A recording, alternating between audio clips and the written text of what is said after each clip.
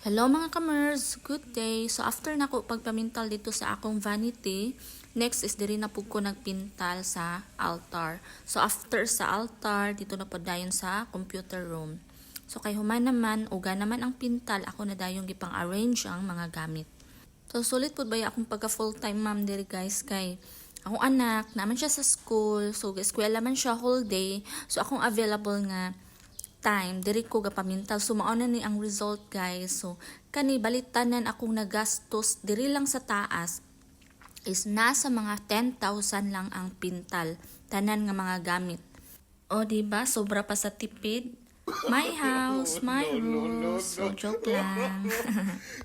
Pero bitaw dili pa gyud lalim mamintal ay kay labi na inani o lisod kayo siya kay kuti kayo siya guys. Makahappy pud baya na makita ni mong agi, pero mao lagi di man gyud kapuyo, so padayon na gyud na imong gibati day.